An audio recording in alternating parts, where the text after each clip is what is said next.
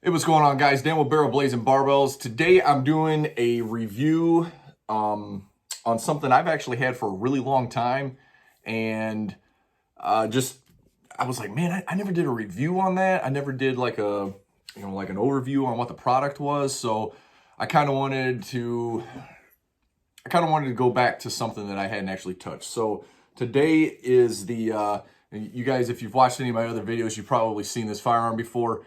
This is my Glock 19 that I've kind of budget built, so to speak.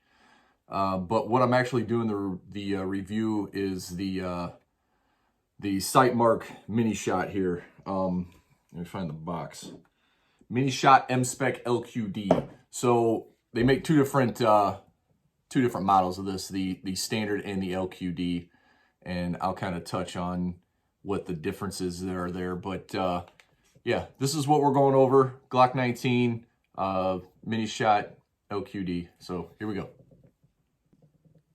All right, guys. So really quick before we get started, I just want to, as normal, safe, clear, mag is clear. So I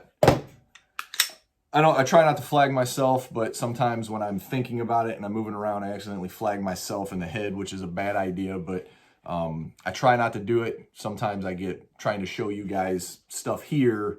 I'm pointing the firearm in the opposite direction and that happens. But if I do, my apologies.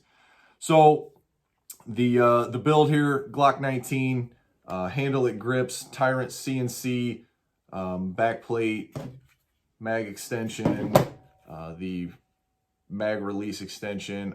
I think this is the slide release there is, I think that's from Glock, I don't remember. Backup tactical threaded barrel and my O-light on here. There's a guy that's a buddy of mine up in Cleveland, Ronin Tactical. He actually did the slide cut for me. And yes, before all the gun gurus, I know I've got no rear sight. I'm still debating. I don't know what brand. I don't know. I haven't made it that far. So yes, I know, I'm aware. But if you look, you'll actually notice that the optic is set down in. So some things, some firearms actually come with a mill cut on the slide where you can actually set the optic down in there. They also make these plates. As you can see, there's some studs on it. And on the bottom here, that guy right there actually mounts in your dovetail. That's actually why the rear sight is missing, because before I had this cut and put together, this was how I had it mounted. That's why I have it and why I'm missing that. So the dovetail piece in here gets pushed into there.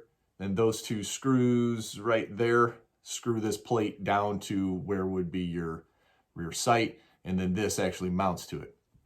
I personally don't like that look. It makes it kind of a little bit clunky and puts it up just a touch. As you can see, this thing's not very thick, but it does elevate it up that much. And you also have to remember that this is inset down in about 1/8 of an inch. So it adds 1/8 plus whatever the height of that thing is to up.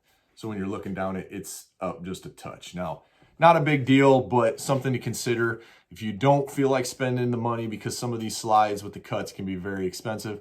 Cheaper option, I think these are like, I want to say like $25 or $30. They're not a whole lot of money. So if you were like me and you're like, I don't know if I'm gonna like a red dot on a pistol, want to delve into it a little more cautiously before spending the money to buy a slide or get your Glock cut or whatever firearm you have, that's a good option to go. So it worked out well for me, and now I have that. If down the road I decide that I want to put it on my airsoft Glock 19X and run one on that, I can do it and not have to worry about cutting internals on that thing.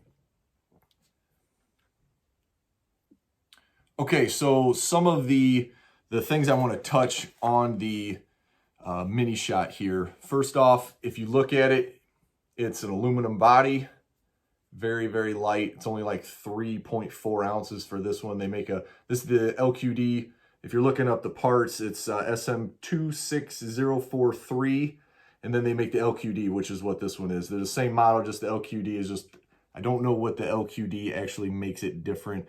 I assume I don't know for sure, but I assume it has something to do with liquid crystal display, but I don't know for sure. But with that being said, it is just slightly different.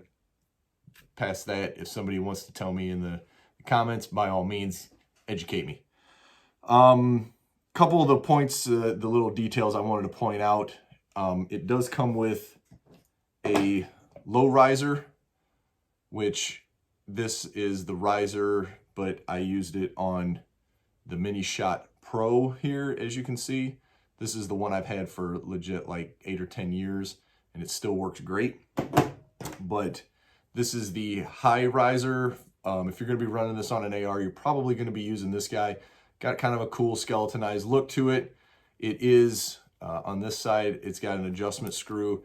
And when you flip this over, see if I can do it one-handed, it actually locks into place so you can't accidentally quick detach from, if it snags on something or something like that. You actually have to push this guy back or forward, whichever way you're looking at it, and that will then flip loose. So this thing right here is spring-loaded. It locks it into place when the compression bar comes across. Now, I never had any issues, but I did run it on 2 or 3 of my ARs, 2 for sure, and I thought I had it on a 3rd one, but I can't remember for sure because I've had it on here for a 1.5 years now, I believe, and I have not taken it off. I have not actually had any issues with it either. And one thing I will point out is if you look right there, it's got 2 little ding marks.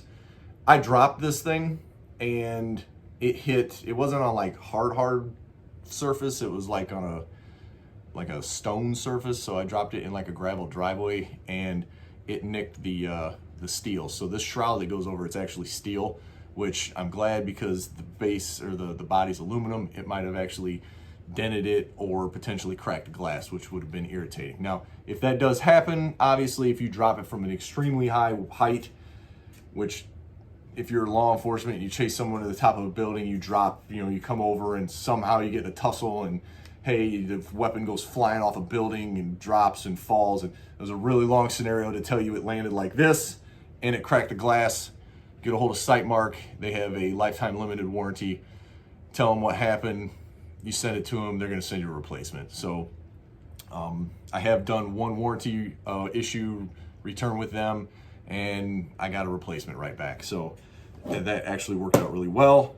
So back to the Mini Shot, it does have a, and while I'm thinking about it, before I turn it on, this button and this button, you've got the brightness up, brightness down. Both of them actually turn it on right there. You can see it. That's really hard to do backwards and in a camera.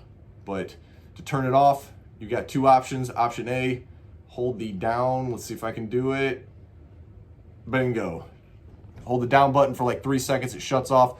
Or if you accidentally forget, put it back in the safe. It does have a 12-hour auto shut off. So it's kind of nice if you accidentally forget, oh, did I leave the stove on? Did I put my Glock 19 back in the safe and forget to shut the red dot off? Yeah, I did. It's still not a big deal. 300 to 30,000 hours on the battery. I've had this thing, like I said, for 3+ years. I have yet to replace the battery on it, and as you can see when I turned it on, it's still rather bright. I don't foresee it needing a battery anytime soon either. 10 brightness levels, and like I said, the ambidextrous power switch, you can turn it on and off. I'm pretty sure you have to turn it off with the down only. Don't quote me on that, but I'm pretty sure. And if you're, say you're law enforcement or you're one of those guys that does something I'm hoping to get a little more into, competitive shooting, you might be a little more outside in the weather, in the elements. It is IP67, so if you get into a wet terrain, wet situation, you're covered there. It's waterproof, so not a big concern there. For battery change, this is one of the things I really wanted to point out. If you look right there, that plus sign, that's actually the battery door. So you take a big flat point screwdriver, put it in there, crack it loose, counterclockwise, comes out, battery out, new battery in, door back on, lock it down.